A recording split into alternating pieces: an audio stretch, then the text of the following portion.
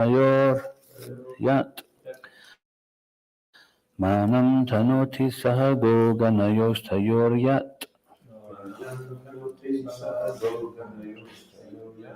paniya suyavasa kandara kandamulai paniya suyavasa kandara kandamulai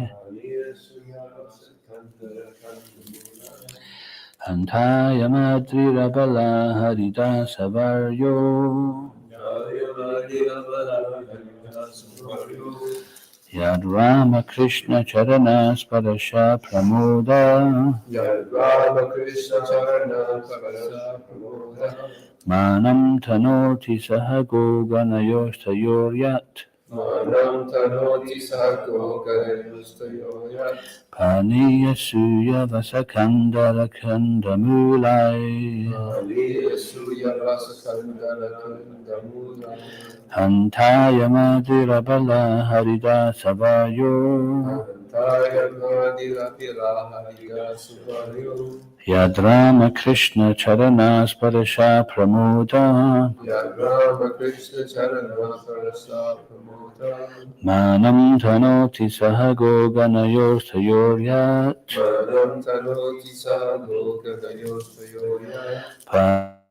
Paniya Suya Vasakandara Kandamulai Hantaya Madhura Bala Haridasa Vayo Yadrama Krishna Charanas Parasha Pramoda Manam Tanoti Sahago Ganayostayor Yat Paniya Suya Vasakandara Kandamulai Just chant. Antayam Adriya Abala Haridashavayo Antayam Abala Yad Rama Krishna Charanas Parasya Pramoda Yad Rama Krishna Charanas Parasya Pramoda Manam Tanoti Sago Ganayos Tayoya Manam Tanoti Sago Ganayos Tayoya Paniya Suya Vasakandara Kandamulai Paniya Suya Vasakandara Kandamulai Kantamali Abala Haridasa Kantamali Abala Haridasa Yadram Krishna Charanas Parasha Pramoda Yadram Krishna Charanas Parasha Pramoda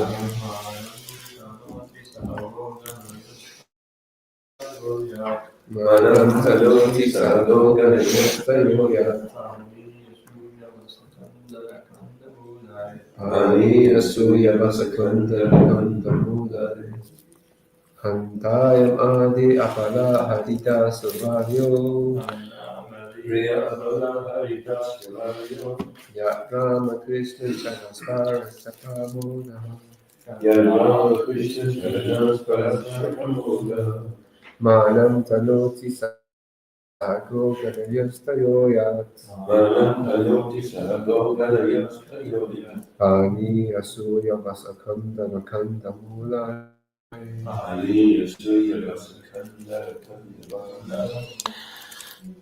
Anybody else? Hanta I am this Hadri hill. Abala, O friends. Haridas Avarya, the best among the servants of the Lord. Yet, because Ramakrishna Charan of the lotus feet of Lord Krishna and Balaram, Sparasha, by the touch, Pramoda, jubilant, Manam, respect, Tanoti, offers, Saha, with Goganayo, the cows, calves, cowherd boys, Tayo to them, Shri Krishna and Balaram. Yat, because Paniya, with drinking water. Suyavasa, very soft grass. Kandara, caves. Kandamulai, and edible roots. Translation: of all the devotees, this Govardhana hill is the best. My friends, this hill supplies Krishna and Balaram, along with their calves, cows, and cowherd friends, with all kinds of necessities, water for drinking, very soft grass, caves, fruits, flowers, and vegetables. In this way, the hill offers respects to the Lord, being touched by the lotus feet of Krishna and Balaram. Govardhana hill appears very jubilant. Please repeat. Of all the devotees, this Govardhana hill is the best. O my friends, this hill supplies Krishna and Balaram, along with their calves, cows, and cowherd friends, with all kinds of necessities. Water for drinking, very soft grass, caves, fruits, flowers, and vegetables. In this way, the hill offers respect to the Lord, being touched by the lotus feet of Krishna and Balaram. Govardhana hill appears very jubilant. Purport. This translation is quoted from Srila Prabhupada's Chaitanya Charitamrita, Madhya 1834. Sri Vishwanath Chakravarti Thakur explains the opulence of Govardhana hill as follows. Paniya refers to the fragrant cool water from the Govardhana waterfalls, which Krishna and Balaram drink and use to wash their feet and mouths. Govardhana also offers other beverages such as honey, mango juice, and pili juice. Suyavasa indicates durva grass used to make the religious offering of arghya. Govardhana also has grass that is fragrant, soft, and conducive to the strong growth of cows and increased production of milk. Thus, this grass is used for feeding the transcendental herds. Kandara refers to the caves where Krishna, Balaram, and their friends play, sit, and lie down. These caves give pleasure when the weather is too hot or too cold, or when it is raining. Govardhana also features soft roots for eating, jewels for ornamenting the body, flat places for sitting, and lamps and mirrors in the form of smooth stones, glistening water, and other natural substances. Yeah, Kandara caves. I think I might have said calves. There's also calves there. Caves where the calves can go. Om Gana Tarandasya Gananjana Slakaya Chakshumutamina Tasmashigurave Namaha Kam Karoti Vachalam Bhangam Lagate Grimya Kipatamam Bandeshirin Tarnam Jai Shri Krishna Chaitanya Prabhu Shireta Radhara Shiva Sadigura Bhaktavrinda Hare Krishna Krishna Krishna Hare Hare Hare Ram Ram Hare Hare.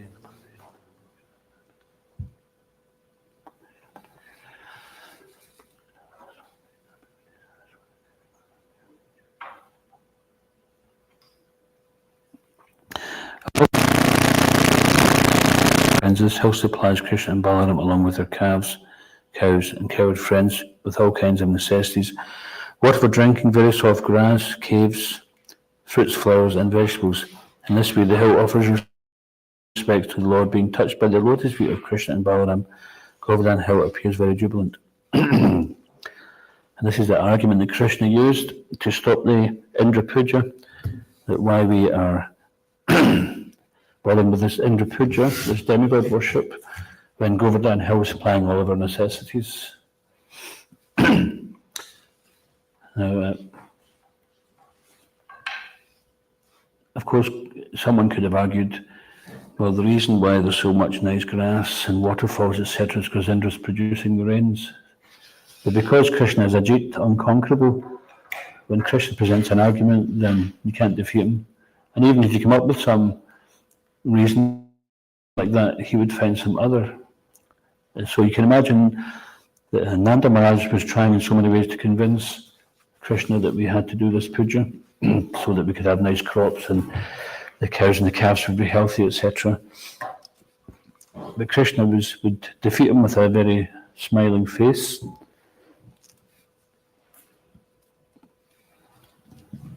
And part of his intention was to show mercy upon Indra, because just as we were hearing that Krishna at first thought, let me destroy Indra and his heavenly kingdom. And in one sense he did, because Indra was very much attached to being the king of heaven, and with the prestige that comes with that, you can imagine all the pious, higher living entities there who are worshipping Indra as the chief demigod of the heavenly planets. But Indra's pride was crushed, so sometimes one's pride is more difficult to give up than giving up, external things, isn't it? It's just like when we come to Krishna consciousness, we give up doing things, like we give up intoxication, let's say sex, gambling, meat eating, but do we give up the desire? That takes some time. We have to purify the heart. And I was just reading yesterday, Prabhupada was saying that the only means for purifying the heart is chanting the holy name. So it's interesting because he was talking about, there's another thing that, so just like Indra was showing some anger, some vengeance toward Krishna. So Prabhupada was saying, if you hate someone, then hate Krishna. If you have to hate someone. Now we think that's not very favourable, because it should be Anyabhilasita Shunyam Jnana Kamadhyana Vritam Ankriyena Krishna Nushilanam Bhakta Uttama. Our devotional service should be unmotivated, uninterrupted, and performed favourably. But just like back in the early days of ISKCON, 1966, 26 2nd Avenue in New York, Prabhupada was telling the drunks there that, okay, you're an alcoholic drunk, then just think of Krishna when you're drinking. Just think Krishna has put such nice taste in this wine. So he's not, what would you say, he's not giving them permission, okay, the devotees, they just stop following the regulative principles and go and get bottles of wine. We can just think of Krishna by drinking wine. No, he's thinking whatever situation you're in, try to elevate yourself by thinking of Krishna. So even if you're angry or you're hateful, then direct it towards Krishna, because even if you go with the wrong motivation, we'll see here that Indra's motivation was to teach Krishna a lesson. But he was the one that got taught a lesson, wasn't it? He was thinking this little Krishna is such an upstart, but actually, and this is what goes on in the material world a lot of the time, when we point a finger at someone for a fault, then we're pointing three at ourselves. So Krishna, he's been accused of being an upstart by Indra, but actually Indra was the one that was a disturbance. She according to Mahaprabhu.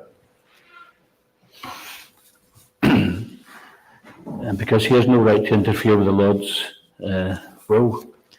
But the Lord wanted to perform some pastime, so he showed some mercy upon Indra. He knew how Indra would react, so he created the pastime that Indra would come. And because he's a devotee, he gradually recognized, he came to the point where he recognized. So even though he'd sent so much devastating rainfall, and even to the point where Samvartaka cloud, Samvartaka, isn't it? That was a cloud of devastation, which is called upon at the time of partial annihilation, when the universe is half filled with water. So he sent that one there. And if I remember rightly, even Samvartaka was quite hesitant to go, but he was also afraid not to obey Indra's order. So there was columns of rain coming down in columns of ice, and you just imagine how devastating it was. And Krishna easily just lifted the Govardhana hill and brought everyone underneath for shelter. But this Govardhana hill, it wasn't like, so say you lift up a rock, sometimes you see all these little creepy crawlies and beasties and dirt, etc. there. It wasn't like that, where snakes and creepy crawlies were falling all over everybody like some kind of horror movie. It was quite different. I told you, some description. What was it like? The inside was like an expanding peacock fan, and the underneath there were stones, but they were soft to touch. And there was jewels, jewels underneath, because it's also said. And food as well, and places for the cows to go and eat. Yeah, so it wasn't like a disaster area. It was just another wonderful place for the Lord's pastimes. It's mentioned that before Krishna came, then he ordered all the demigods to take birth, didn't he? And because it became auspicious, it was said that, you know how sometimes people, they go hunting for truffles at the roots of certain trees? Well, when Krishna appeared, there was jewels at the roots of trees.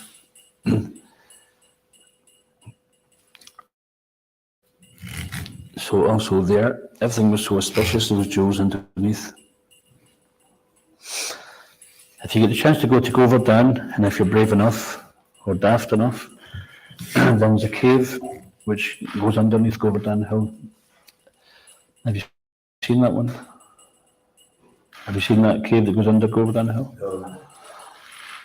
It goes partially under. It was one of the, not 6 Goswamis, but one of the, one great devotee, he used to chant his rounds under. It wasn't Bhugarba Goswami. Is that where the trees in time?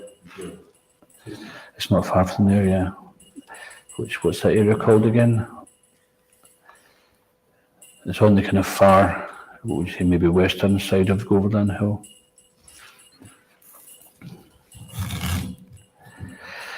And if you get the chance to do Govardhana Parikram, there's so many wonderful places of pastimes. It's important to either go with somebody or a party who can explain different places and the significance of them.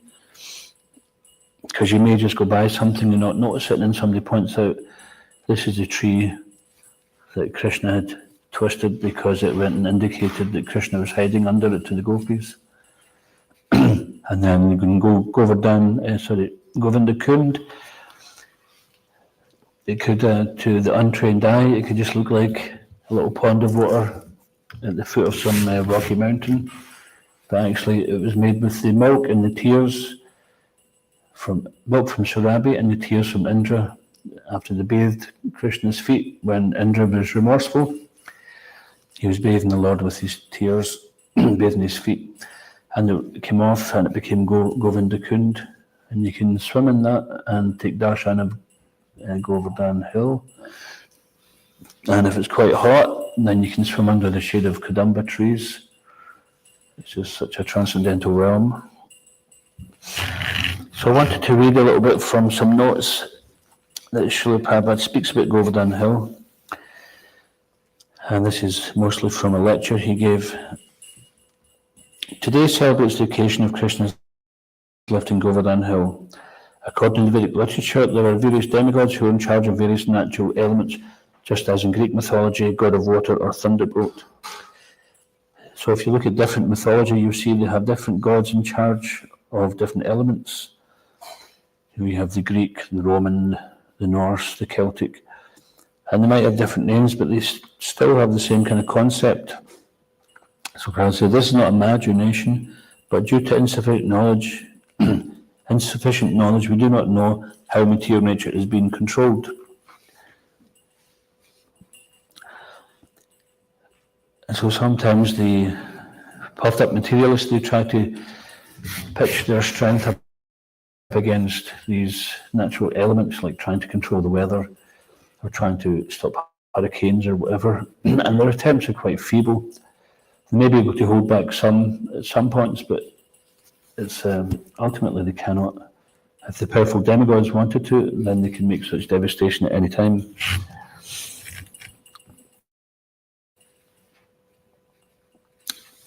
When Krishna was present 5,000 years ago, he was playing the part of Gopal, cowherd boy.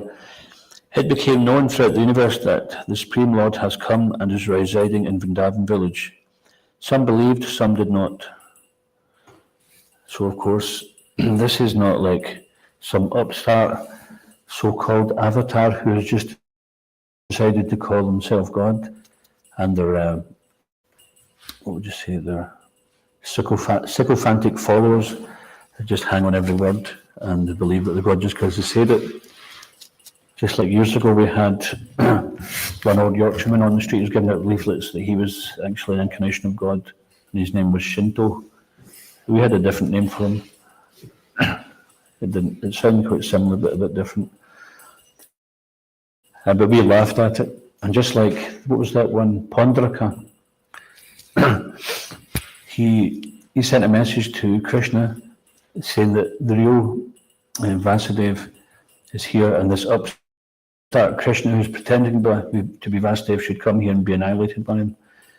And when the demigods, sorry, not the demigods, when Krishna and the Pandavas heard this challenge from Pundraka, Prabhupada says they laughed for a very long time. So when they got there, they seen he had two fake arms, and such deluded person, he's making out he's Vishnu, but he's got to get some fake arms and challenge Krishna to a fight. And it's not much different with some of these impostors who either put themselves forward as a Supreme Lord or as a great devotee of the Lord. There was one person, I won't mention their name, but they had become kind of popular, and they had incorporated all sorts of people into their ashram, like Buddha, Jesus, Gandhi, etc. And Prabhupada said, yes, he's got everything on the shelves just to keep everybody happy. Like you go into the pound shop and they've got absolutely everything there, but it's got very little value. If you buy a toolkit from there, you don't expect it to last very long, do you? So he said he's just, basically it's just cheating, he's just bargain basement, everybody here. And why everybody? Because he doesn't know the truth. So, more on that at a later date.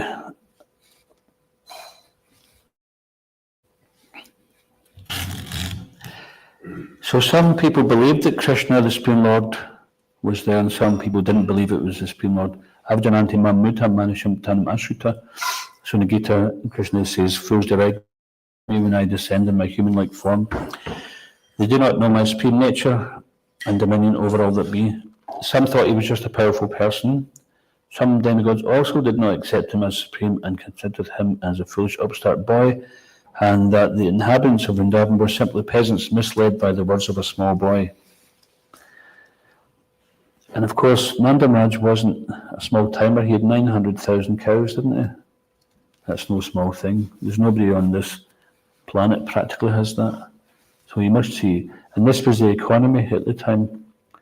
So you see, he must have been such a wealthy king. It wasn't just like he was some kind of gypsy king of a few caravans or something like that. He was a very important person. But he managed, Krishna convinced him, to do this, Govardhana Puja.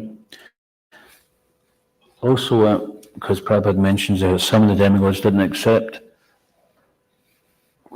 We have the Brahma Vimohan Lila, where Lord Brahma also was in illusion, thinking that Krishna was just some upstart boy.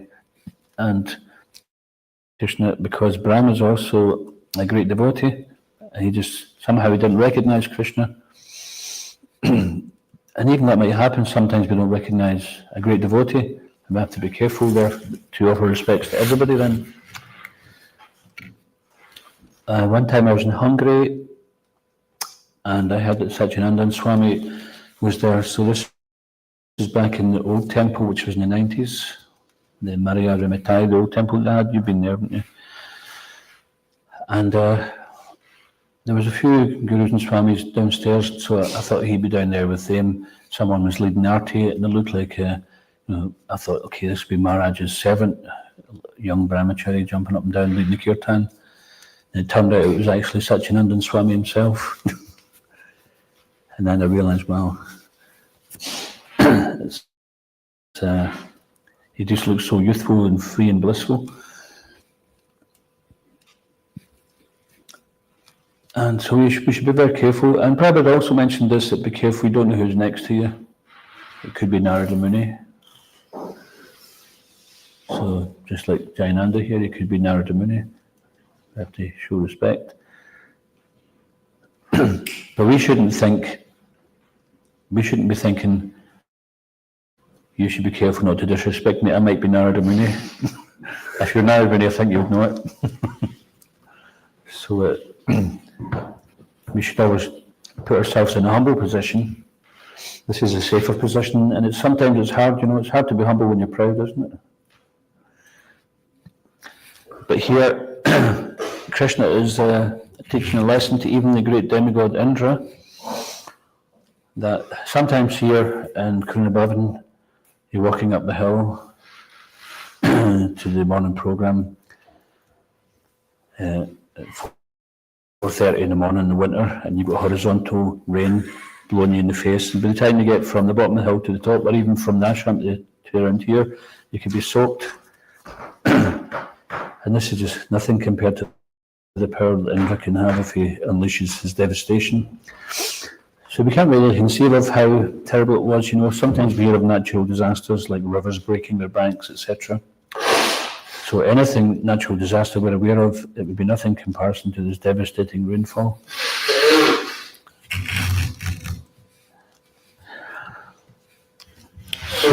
So Indra was thinking that these Vrindavan residents were peasants misled by the words of a small boy. So especially Indra, the god of rain and thunder and lightning, he thought like this: Indra Yagri Krito Dayaman. So there was an annual yaga or sacrifice to please Indra in order to ensure good and timely rainfall. The Vaishyas are the mercantile community and depend on sufficient rains. Rains means grains and grass, and therefore all people depended on this for successful agricultural results. So Prabhupada said that one's wealth should be measured by two things. What are those? Cows and grains. Yeah. Or else, sometimes you'll say ghee and grains.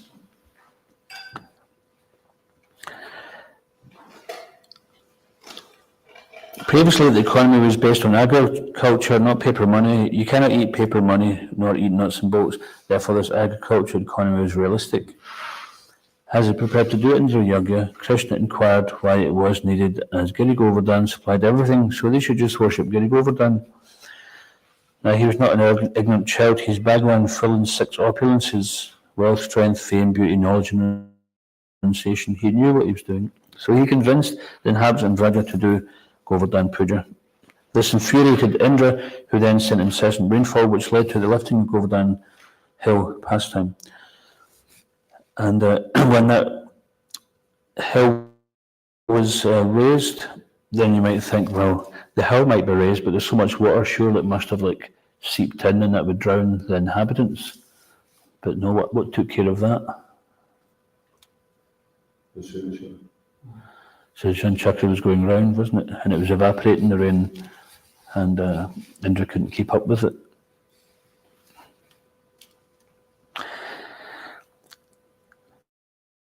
Small boy, 7 years old, 7 days on his left pinky to demonstrate how easily he can do such a thing. He can do anything he likes. And he was humbled and sought Krishna's forgiveness. He was very intelligent and brought Surabi cow because he knows Krishna is fond of and protects the cows. He bathed them in his tears and Surabi's milk, so this was the result, is Govinda Kund.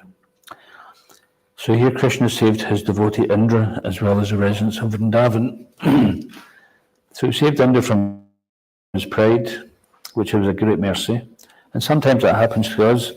We might squirm when our pride is being squashed, but this is actually a great mercy by Krishna. Because pride is it's an obstacle. And even the topmost devotees, the gopis of Vrindavan, if there's any incident, there was one time that some gopis were thinking that Krishna's with me, and they were feeling proud of it, so Krishna left the rasa dance. So just to increase, now, when Krishna does something, it's not like he snubs them. He doesn't snub his devotees and abandon them. But sometimes he might be hard to get, so we have to endeavour. We can't just take it easy that we've attained Krishna and now we can just relax. Because that relaxation means Maya can come in. So therefore, even the six Goswamis, they were showing this eagerness for Krishna consciousness. What are the two birds? The two wings of the bird, which eagerness and humility, isn't it? You know, for the soul to get shelter of Krishna, we must have humility and eagerness.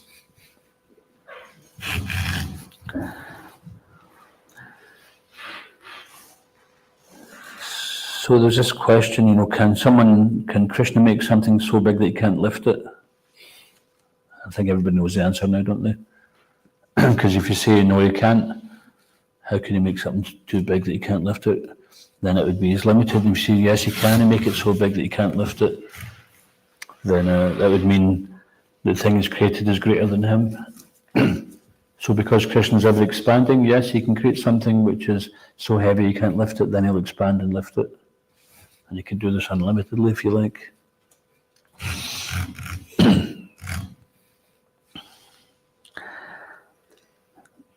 So Krishna can expand his potencies at any time he likes. He's Ajita, unconquerable.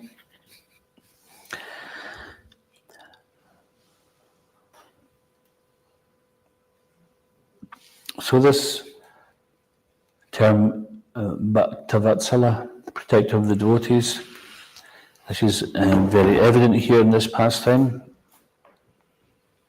where he gives the devotees confidence that they'll never perish. Also in this Agasura pastime, anyone remember the statements of the cowherd boys as they're walking towards walking into the Agasura demon? Krishna will save us. Yeah, and they said even if he doesn't, you know, this Agasura can't defeat Krishna because he's defeated so many demons who came. So they were going in and they were thinking it appears to be like some giant snake. And they were just curious, wanted to see what's going in. So they had a big tongue, which was laid out from Nagasura demon. They were walking out like a path. They were describing the fishy bad smell coming from its intestines, etc. So they knew it was a dangerous thing, but they weren't afraid at all. They weren't afraid of dying. They weren't afraid of that demon. And they weren't afraid that Krishna was in danger either. They were fully confident that Krishna would save them like he did with so many demons before. And if he didn't, at least Krishna wouldn't be harmed. Shishikurantama Prashashki.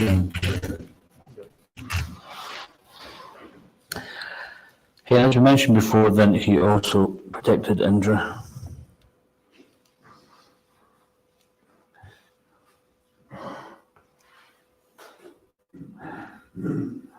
And so that same protection is available for all of us if we put Krishna in the forefront of our mind.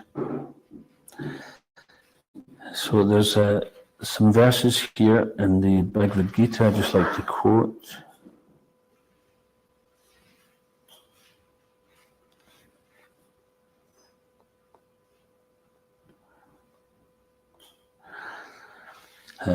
Bhagavad Gita 8.6, it's 8.7 and 8.8, but it's mainly 8.7, but the others set the scene. Yam yam vapi smaran bhavam tyajyanti kalevaram tam tam evaiti kontya sadatad bhava bhavita.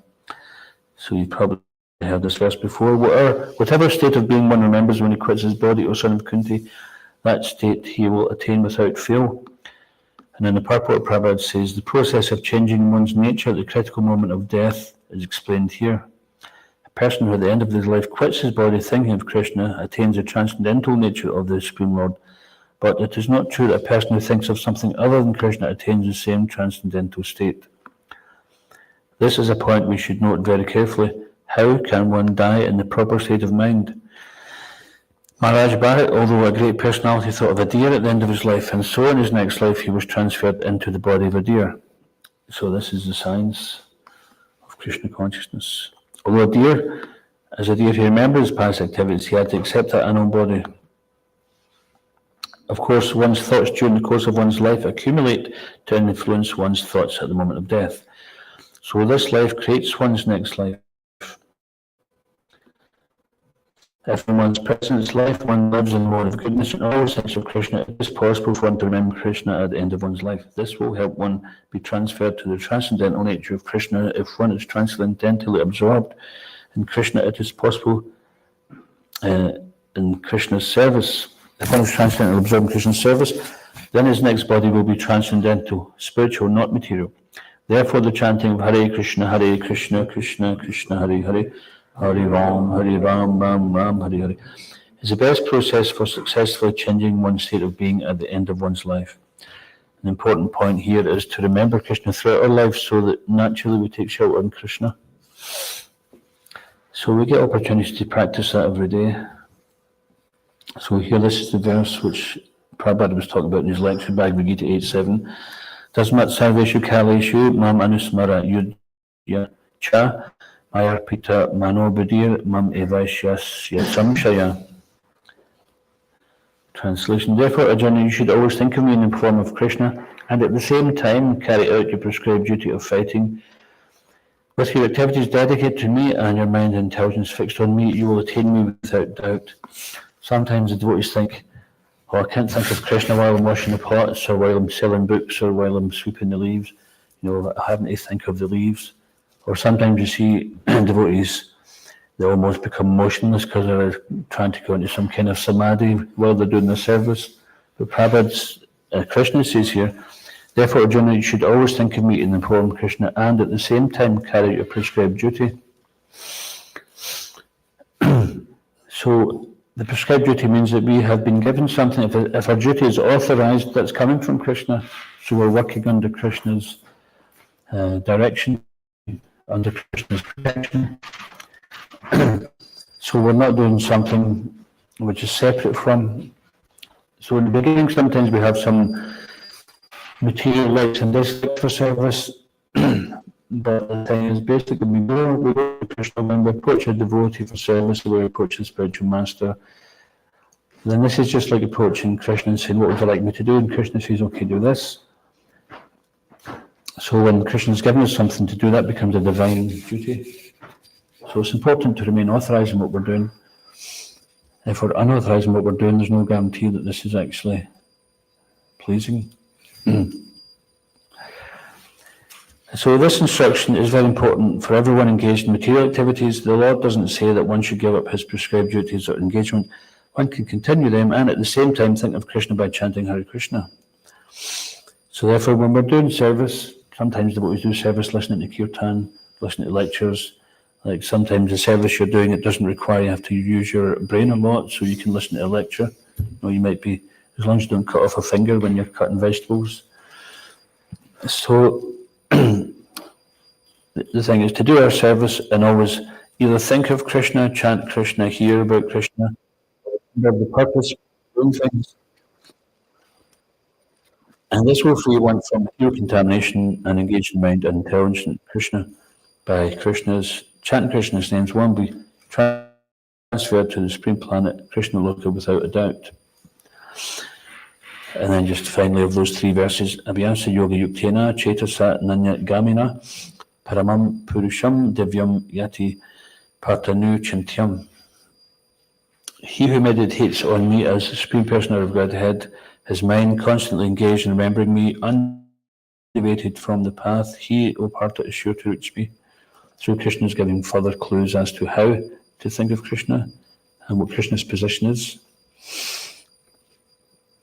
And once again, in the purport, Prabhupada is talking about this remembrance of Krishna is revived by chanting the Maha Mantra. And the living entities mistakenly think themselves to be the enjoyer, but when we put Krishna's enjoyment in the center, then that changes the whole situation. And then we're no longer acting for ourselves, we're acting for Krishna's pleasure. So when Krishna talks about yogina mapi sarvesham, of all yogis, one who's intimately united with me in yoga is the one who's always engaged in devotional service. So all the other types of yoga which are prescribed in the Vedic literatures are there simply to bring one to the point where they can come to this understanding that Krishna is the Supreme Personality of Godhead. And just like Prabhupada was saying earlier on, Avajananti Mamudha, that fools don't recognize me as the Supreme Lord. And it may mean that they refuse God, or it might even mean that they imitate God. They don't recognize that, as we were talking about earlier on about Pondraka, etc., they foolishly think that they can just announce that they're God, or announce that there's some self-realized soul, and as long as they've got a few idiotic followers, then they're happy with that. But that's not supported in the Ishopanishad. It says that those who engage in the culture of so-called knowledge enter into the darkest region of ignorance. So teaching ignorance is one thing, but teaching something in the guise of knowledge, that's actually worse.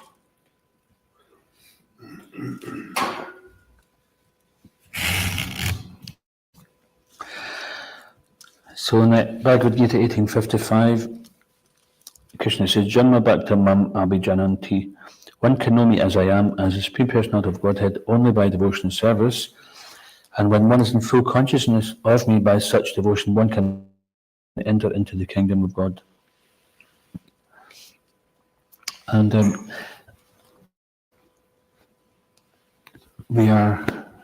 this is the great fortune that we have.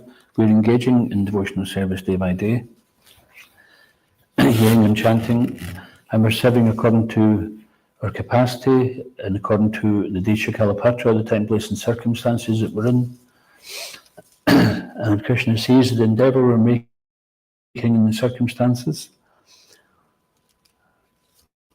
And he sees all devotees making endeavours to be his devotee, just like when Lord Ram, devotees were building the bridge to Lanka. Then some say it was a spider, some say it was a little bird, was throwing some grains of sand into the ocean as well to help with the bridge. And one devotee was mocking them, and Ram said, no, this is valuable service, I accept this service. So it's natural for a living entity to render service. And because we are conditioned into thinking ourselves to be the enjoyer, then it appears unnatural. It appears to be against our agenda, against our program. My program is to enjoy, but I've got to go out on Sankirtan, or I've got to do this, or I've got to do that. The truth of the matter is nobody's got to do anything because it's free will, and we have to remember this is what we're doing is free will. But sometimes in the process of performing devotional service, we forget why we came here. We forget that we utilised our free will to come to surrender to Krishna. Just like Indra, he forgot that he was a devotee. Sometimes we do that. We forget we're a devotee and we act in a way which is unbecoming a devotee. But then Prabhupada said that the important thing for this is the association of devotees. And when we remain in the association of devotees, then we can be reminded of this process. An association of devotees doesn't mean that you have to physically live within the proximity of them. Just like the story of the fly on the lap of the king was thinking, I'm sitting on the throne with the king here. And at some point, the king swatted the fly. The fly was mistaken. So physical proximity is not devotee association. Association with devotee, association with Guru, serving Krishna, this is all about Vani, taking the instructions of the devotees. And we have to be rightly situated. So, for example, some people are better situated living in the temple, some are situated living outside the temple, they're better that way. So it's important that we take the devotees' instruction on this matter so that we don't put ourselves in a situation which is not best situated for us, because we can then make steady progress.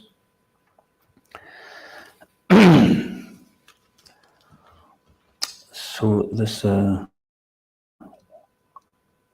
today's the Govardhana Puja day on the calendar, but on Sunday we'll have the actual festival, which will be from 3 until 7, and there'll be drama, kirtan, bhajans, talks, etc. So we'll look forward to that. And today we'll carry on with service as usual. It's not a fast day. I don't think it'll be fast as when we say it's prasadam time. The devotees will be fastly running to the prasad hall. Was it Madhavendra Puri? I think it was Madhavendra Puri. Or Bhavamangal Thakur, if anyone remembers. He was fasting. It was Bhavamangal Thakur because he was blind. And so he's fasting, and this little boy says, "Baba, what are you doing?" He says, "I'm fasting." And so this little boy went away, and he came back with some milk, and he says, "My mother sent this for you, that you have to take this prasad." So then he says, "Oh, but I'm fasting." He says, "Oh, but nobody fasts in my village." So then he went away, and then he realized this was Krishna. And then he was blinded, but he was running after him, trying to capture him.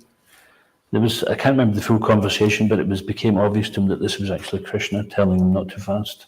Nobody fasts in my village.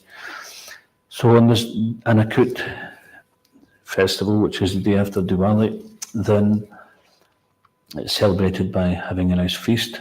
So there'll be a small hill offered to the deities this morning. Apart from that, we haven't cooked a feast for the multitudes. We just made breakfast for the usual situation. Which is a feast anyway. So. Yeah, there's a feast every day at the temple. So anyone get any questions or comments? Yes, Prabhupada. Thank you for a really nice class. I was just reflecting on Govardhana Hill as a devotee, as Krishna himself, and I was just trying to think of where we see this somewhere else, and then I remembered in the Bhagavad Gita, because we were just studying on Thursday, which verse was it, 21? Something. Verse 21 in chapter 1, Prabhupada saying, "Oh, incredible. So infallible, how infallible Krishna was, because he's like the chariot driver and he's the supreme personality of Godhead." So it just made me think of that connection. It's like Giriraj is serving his devotees, and he's also Krishna himself. So it was interesting. Exactly, thanks. I was going to make that point, so thanks for bringing that up. That this Haridasa Varya, that Giri Govardhan is simultaneously the Lord and the Lord's best servant. But we see where he manifested this gigantic form where Krishna manifested himself and said, "I'm Govardhana Hill." And we see that Krishna is very enthusiastic to serve his devotees by being the charioteer, and also in Kurukshetra, although he made a promise to not take up arms, then Parthasarathi, he takes up the wheel. So he simultaneously kept the promise that he wouldn't take up any weapons, but he took up a wheel, which is not really considered a weapon, it's a wheel. Nobody goes into the battlefield holding a wheel, do they? They take bow and arrow and swords and things, Brahmastras. You don't see anybody there with a whole bag of wheels and they're chucking wheels at people. So Krishna he's so intelligent that he keeps his promises, and he's even prepared to break his promise. He doesn't care for his reputation as long as his devotee is safe. So he serves his devotees by protecting them. So generally it's not that we put ourselves in a situation where Krishna is at our disposal to come and serve us. It's like we don't go down to the motorway and say, "Okay, Krishna, come and save me, prove that you're Bhakta Vatsala." Krishna's not our servant, we're his servant. Prahlad Maharaj, he wasn't demanding that Krishna come and save him in all these situations, he was simply remembering Krishna. So the devotee's mood is Mari Krishna Rekike, Reki Krishna Marike. Krishna wants to kill me, who can save me? Like Kamsa, right? And that's an example there. And Krishna wants to save me, who can kill me? Prahlad Maharaj. And Krishna shows often that he's prepared to take the serving role. When the cowherd boys are playing piggyback fights, right? Then, or we call it piggyback fights, when someone goes on your shoulders. Sometimes they're like that. Then he's quite happy to have the cowherd boys on his shoulders. He carries them like that. Even in Chaitanya Leela, when Lord Chaitanya was taking darshan of Jagannath, there was one lady climbed up on him to get a better darshan, and he didn't object to it. He was enthused by her enthusiasm to see the Lord. Sometimes Western mentalities also misunderstand the enthusiasm that the devotees have for serving and seeing Krishna. Like I was in Vrindavan quite a few years ago in Kartik, and it was so busy, and all these little Matajis, they're just elbows everywhere, and you could think, oh, this is not very pleasant, this is not very rude, but what is it? It's the eagerness, enthusiasm to see Krishna. They're like, I've got to go and see Krishna. So if you get in that proper mood, instead of like just taking it as some kind of material, man-made morals.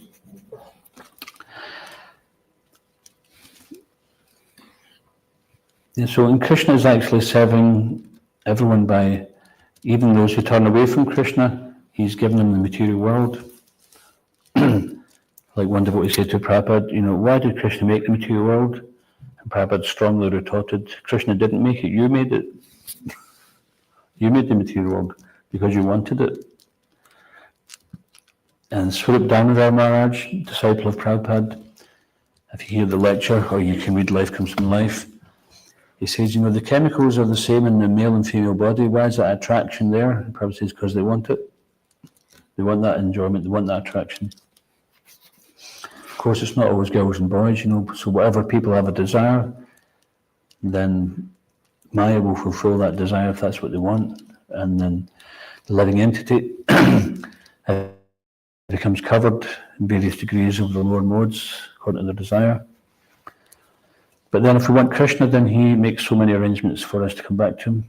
If you look back to where you were some years ago before you found Krishna, you think, I was no different than them out there. How come I got the mercy? So we must have done something that pleased Krishna, or we must have had some desire to know the absolute truth, and Krishna's brought us in this path. So Krishna's serving us. He's making arrangements for us all the time. He's providing the air we breathe. And when they say that people worship demigods, actually only worship me, they truly worship me, because all the benedictions are coming from him, and the demigods can't do anything unless Krishna empowers them. So in this way, Krishna is actually serving everybody, and in his first expansion, Balaram, then he's also serving, isn't he? So that service mood is natural in the Supreme Lord himself. But our mood is not to put the Lord as our servant. We're not so advanced that we should think like that. And if we do think like that, then we're mistaken. Okay, anyone get any questions, comments? Okay, we can finish now. And I think the program is, there's a Govardhana Hill to come out, is there? Yeah, roughly should. When's it? Oh, it's... Maybe Okay, so anyone get anything they'd like to share about Govardhana Hill? Anything they know about the Govardhana Leela at Hoxton? Right? Actually, I did have a question. Do you know, was there a first time where Ram tried to go with that?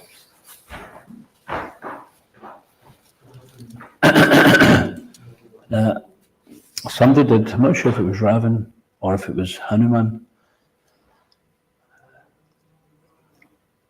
And he was told, no, leave that, that's for another pastime. Yeah, that was Hanuman.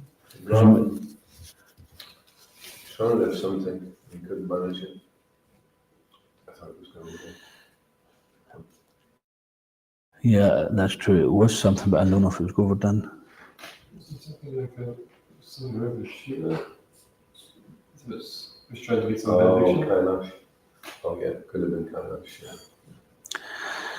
Yeah, the one about lifting Govardhana Hill, if I remember rightly,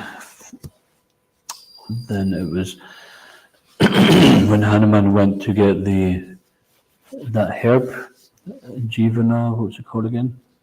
Mukti Sanjeevana. Mukti Sanjeevana. Then basically his thing was herb on the mountain, don't know which herb it is, let's just bring the mountain, they can find it for themselves. And they went to bring Govardhana, they said, no, leave that once for another pastime. So he had to put it back.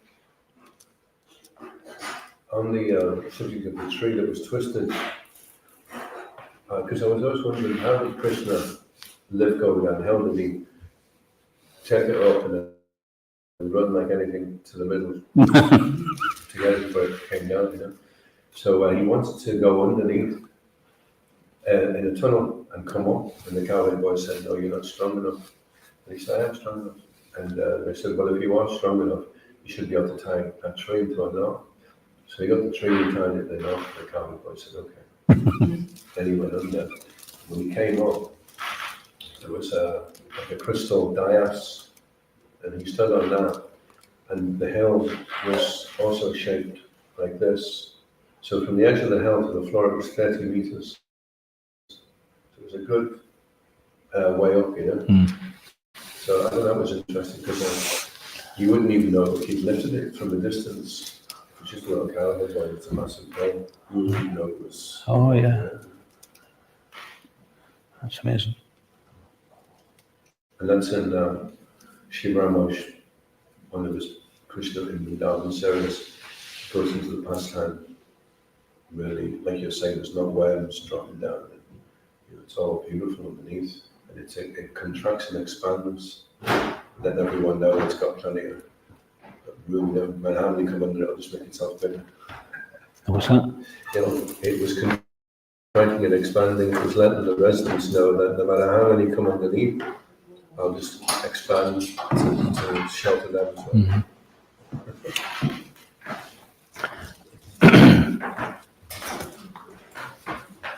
Can I just share one thing as well? Share one. When the devotees were talking about Govardhana Hill, I thought that they were like exaggerating or being sentimental. And when I actually got a chance to see Govardhana Hill and second the mountain, the atmosphere was just incredible. It was just an amazing experience.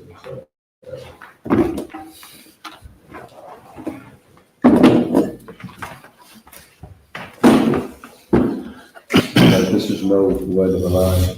My body felt weightless, like I was walking on the moon or something. And I was looking at the devotees to see if they were experiencing the same thing, and they were all feeling very blissful as well.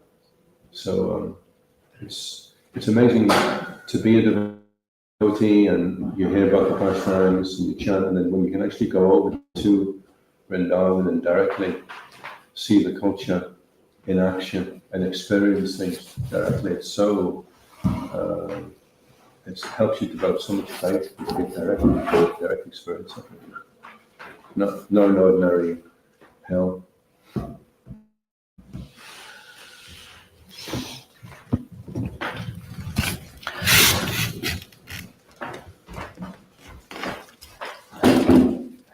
Yeah, sometimes we develop some, like Prabhupada talks about, we have some affection for our place of birth, and we think it's the best place. So even if we're born in a dump, we think that this is the best place, it's a worshipable place.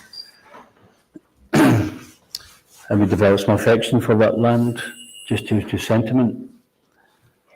But this is not the same as Shri Shri Kuntama Pishashi Ki Jai, Giriraj Maharaj Ki Jai.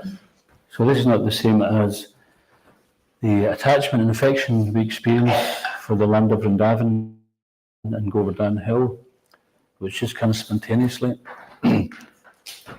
Because, like Akshay was saying, you actually feel purified.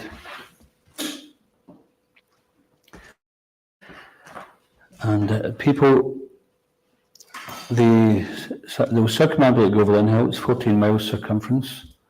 They do it barefoot.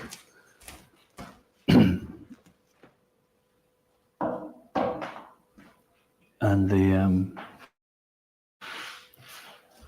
Sometimes people do Dandavat Parikram as well, where they just go obeisances all the way around. And then other people do one way. Hare Krishna. Shri Giriraj Maharaj Ki Jai.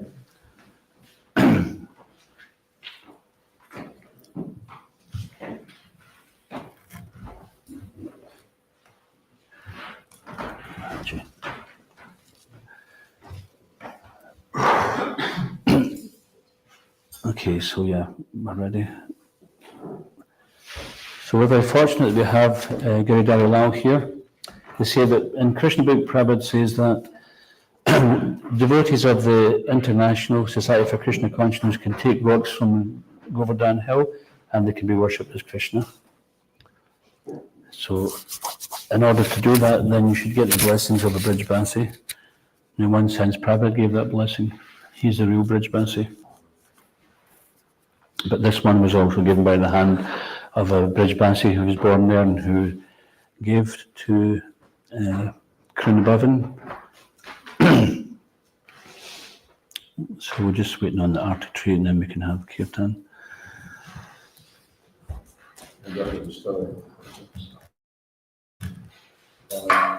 When we circumambulating go downhill, there's one devotee called Pundarik, and he said to, and as I was going around, I was really thirsty and my feet were really sore. I wasn't feeling very transcendental. And I was looking around to see if anybody had a bottle of water amongst our group here. Anyone got any water? And I was really thirsty. And then Pundarik says, okay, everyone, stop, fix your mind. This particular section, whatever it is that you want, you'll get it fulfilled. So make sure you're thinking of something good. So I was just thinking, I just want a bottle of water. And then as we were going through the section, from nowhere, this way came out of nowhere, and I just said, would you like a bottle of water? I was thinking, Did you plan on going back again? Will you get your 3 wishes?